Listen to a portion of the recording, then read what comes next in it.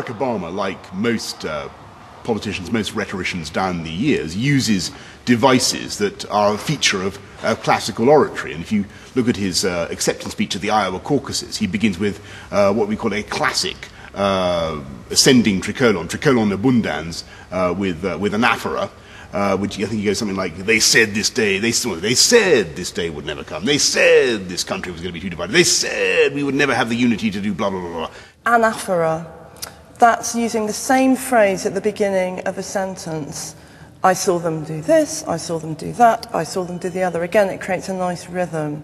Not with so much work to be done, not with so many children to educate and so many veterans to care for, not with an economy to fix. Captatio benevolentiae that means a sort of appeal to the goodwill of his audience, often by undermining oneself, or a kind of self-conscious humbleness or humility. I get it.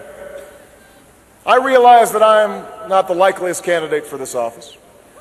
I don't fit the typical pedigree, and I haven't spent my career in the halls of Washington. And it's not just the use of anaphora and ascending tricolon, he'll also use a classic ancient rhetorical device such as praeteritio. That means talking about something by pretending that you're not going to talk about it. An example might be, he says, I'm not going to talk about the wealth of America or the size of her skyscrapers or the greatness of her army. We gather to affirm the greatness of our nation.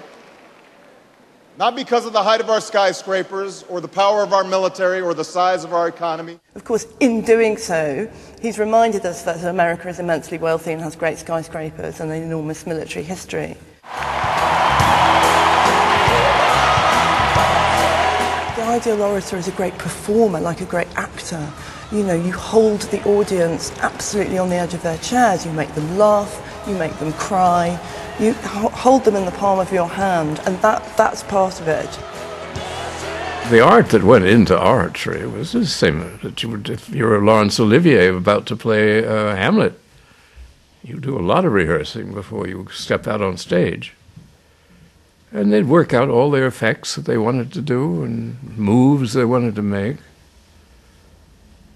And the senators, they were drama critics, really. Well, you know, I thought Catiline was not at its best today, a little thin. Well, that's the Greek style. Oh, not the Greek style again. Since the first settlers, America's had a love-hate affair with oratory. Proud of its plain-speaking preachers,